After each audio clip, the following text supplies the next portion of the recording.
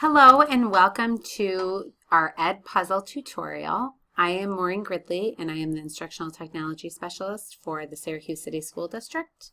And I'm Brenda All-Clavin, the Director of the Syracuse Teacher Center. Today we will be teaching you how to use EDpuzzle. EDpuzzle is a free site that allows users to find videos or upload their own, and then crop the videos, add audio or voiceovers, and add questions. Teachers can create classes and assign videos to specific classes. Students then log in without an email account. So they just log in with their name and then they put in the class code and all of their videos that the teachers assigned are in their account. And then teachers can track who viewed the videos and how the students each performed on each of the questions. So it's really a useful tool, especially if you are blending your classroom. So if you are using an independent station, this is an ideal tool for the independent station. And the kids seem to really like it, and it's easy to use. And you can also see how long they spent on the video and if they skipped any questions. But you can also disallow skipping questions. So this is the website, edpuzzle.com, and if you're a new teacher, you would click here, and if you are a new student, you would click here. Towards the end, we will go in as a student so you can see what they see. If you already have an account, you just click log in as a teacher or a student, and we will click on teacher. Brenda and I both log in using Google. That is an option. It's very easy because the first time you do it, you just have to put in your Google username and password, and then it remembers your account. And then it's one last thing for us to remember. So here is our dashboard, and these are our classes, and this is what is due soon. So these are our classes right here. You can add more classes. My content on the top of the dashboard, this is where your videos are. So this is where we will start. We are going to create a new video just so you can see what is out there. So when you click create new video, it brings you to this page and you can search for a video or paste a URL, but you can also search over here. So if you're searching in EDpuzzle, these are videos that already have questions inserted into them. You can also search underneath EDpuzzle those other channels like YouTube, Khan Academy, LearnZillion. So you can go through those and then search within those areas to find a video that's on your topic. Crash Course is really good for social studies. The only problem with these videos is that they're on YouTube. So if the students are logged into the laptops, they will be blocked. One way to work around that is the teachers could log in to each of the laptops in the beginning of the day, or you could use any YouTube video or Crash Course video and upload it yourself. So Brenda is going to walk us through that because this is a really good option for people. Right. So to download a YouTube video and save it onto your computer, you go to SaveTube.com and you go on another tab, you go to youtube.com. So on the YouTube tab, you're going to search for your video. And we're just going to look for a Brain Pop video. And I think let's do food chain. Sounds good. All right. So then you're going to copy that URL and you're going to paste it into the SaveTube field that says vid next to it, and you're going to click on the vid button. You're going to notice that it's going to download an MP3 version and an MP4 version. The MP3 is just the audio. So you're going to click that you want the MP4 and you're going to click on medium. It's faster. You want the higher quality, you can click on that, but it takes up more space on your computer and it's slower to download. Once you get this screen here, it'll tell you when it's done, and you'll notice that it's on your browser on the bottom left corner, and it's going to reside in your downloads on your computer. So we're going to now go to upload, and select videos. I'm sorry, I'm going to go to my content so it uploads here. Okay, and then select video. And then I'm in my downloads. And we're going to find it. Let's see, I have a lot of videos. I have a lot of downloads. Okay. So you select it, and then it will just take a minute or two to upload into your My Content area. And this works around the YouTube block, so you can do this with anything. This is a really good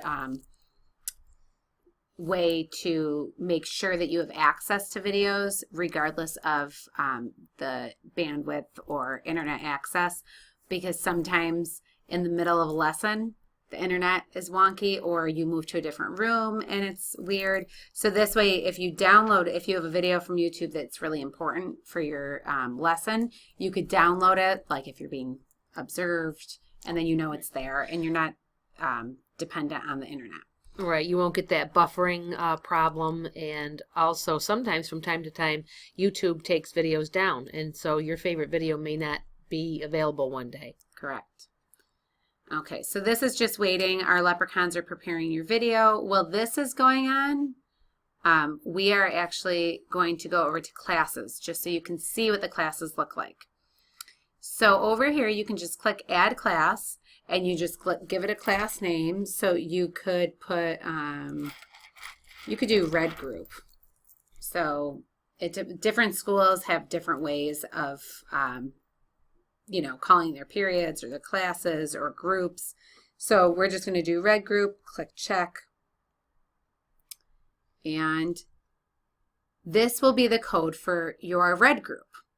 This is the link that you could send to, if you have a co-teacher, like a special ed teacher that pushes in, or that you teach with, an ELL teacher, a student teacher, a substitute teacher, you could share this.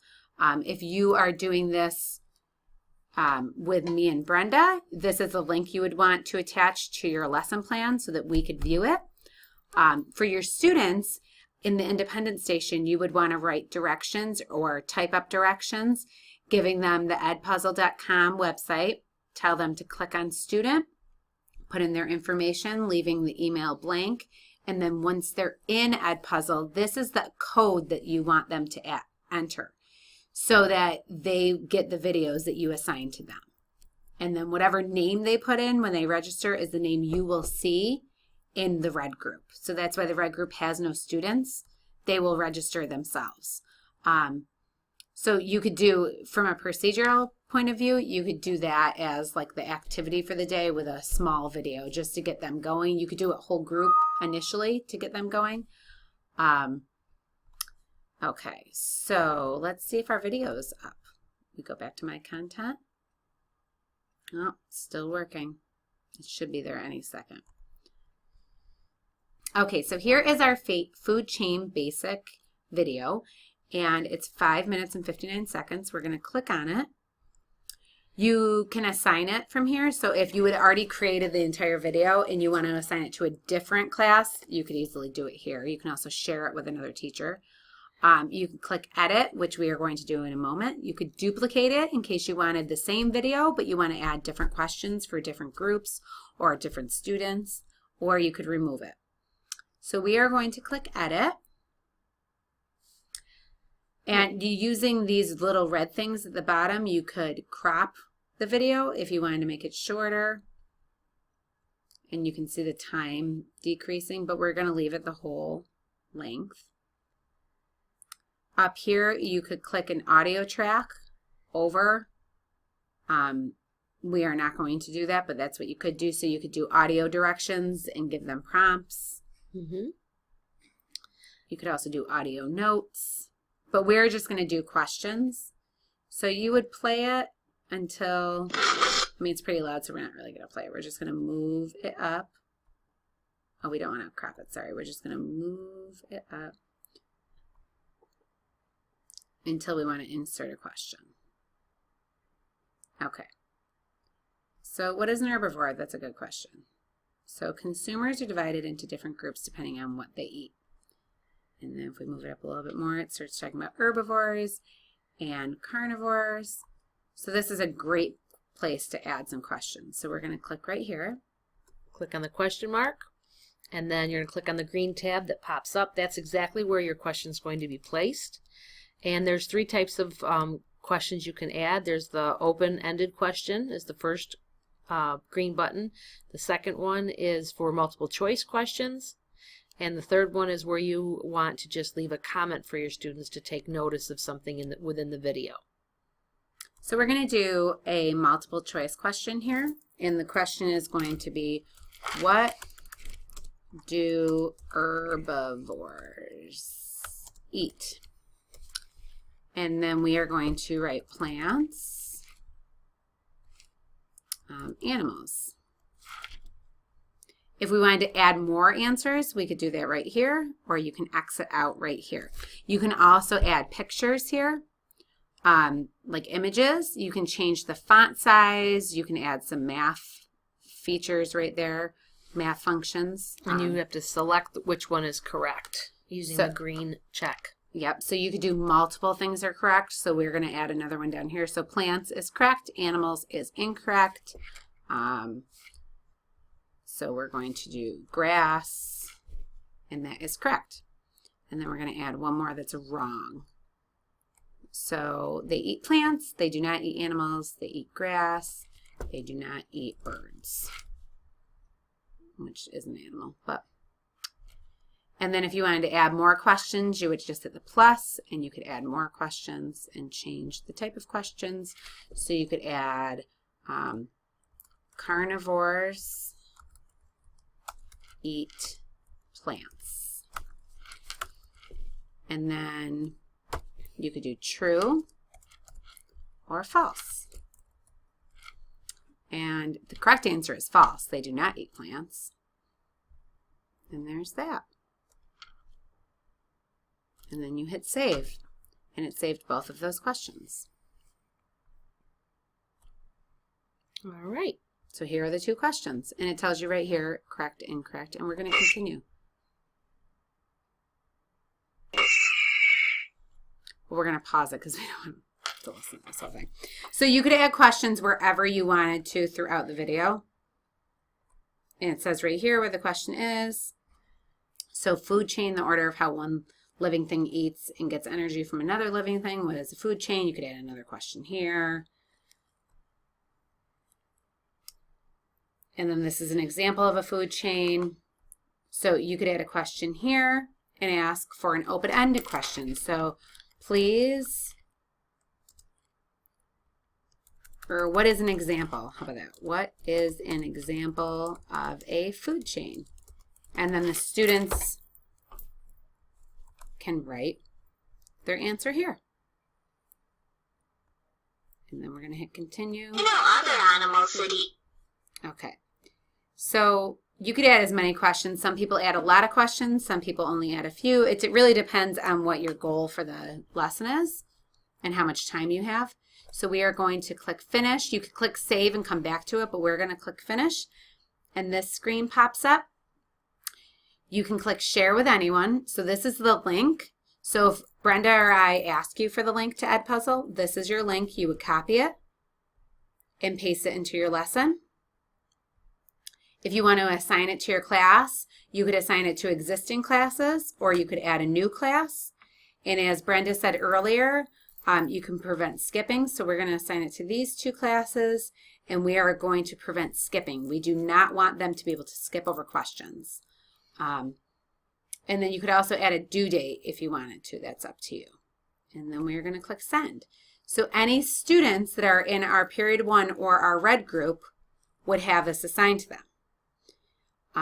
And that's basically how EDpuzzle works from a teacher's perspective.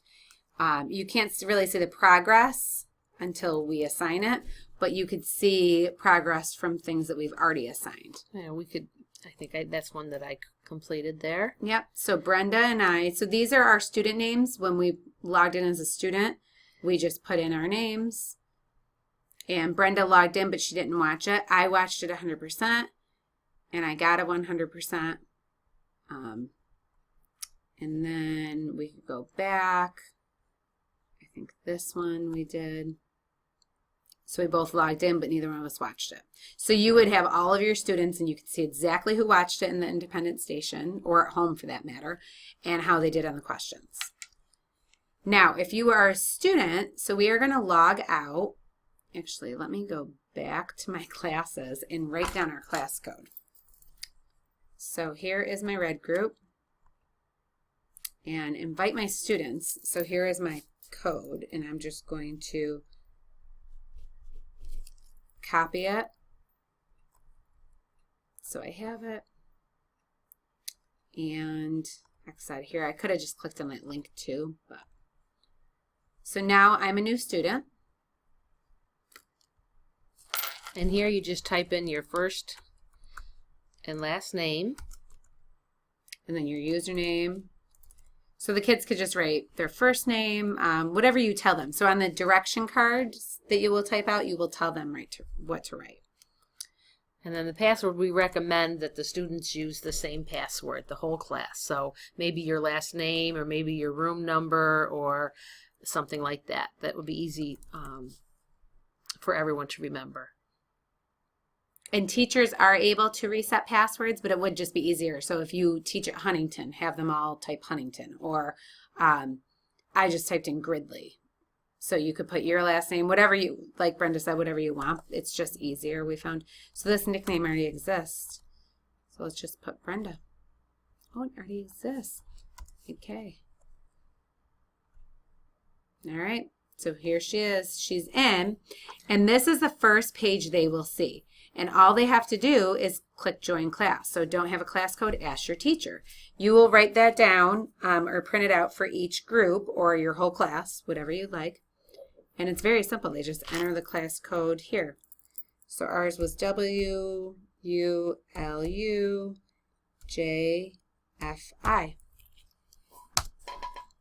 Want to join this group? Yeah, I do.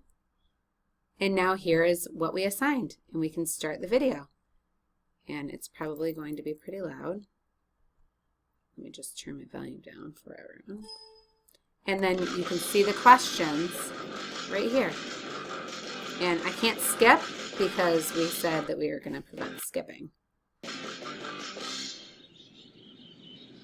Soon this caterpillar will turn into a beautiful butterfly. I think we can fast forward though. Oh, no, it won't let me. But that's okay. So we'll wait until we get to that question just so you guys can see what it looks like.